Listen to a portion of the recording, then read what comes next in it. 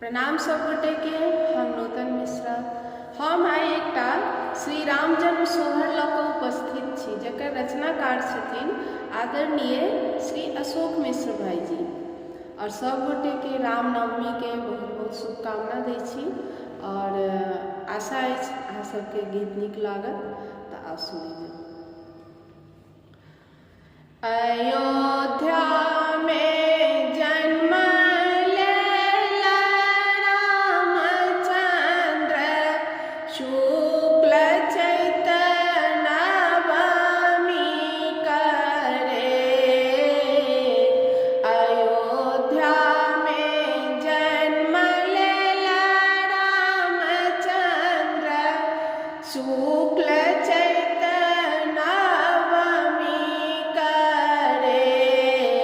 ललना रे देखल जे रूप अलौकिक,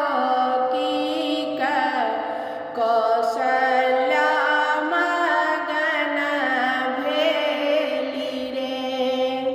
ललना रे देखल जे रूप अलौकिक, कौशल्या मगन भेली रे। कैकेयी के भरत भूलन माँ, सुमित्रा के लक्ष्मण रे। कैकेयी के भरत भूलन माँ, सुमित्रा के लक्ष्मण रे। ललना रे सुमित्रा के लाल, शत्रुघ्न लागे सोहावन रे। ललना रे सुमित्रा के लाल, शत्रुघ्न की लागे सोहावन रे। धन्य भेल धरती आकाश की दिशा, सब खुली गेल रे।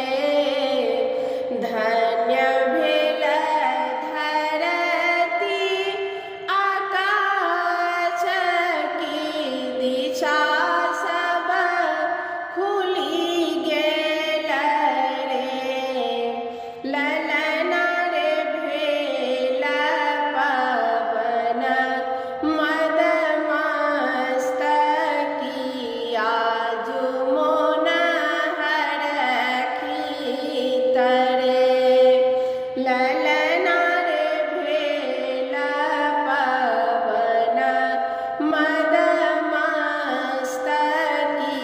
आजु मोन हरखित रे।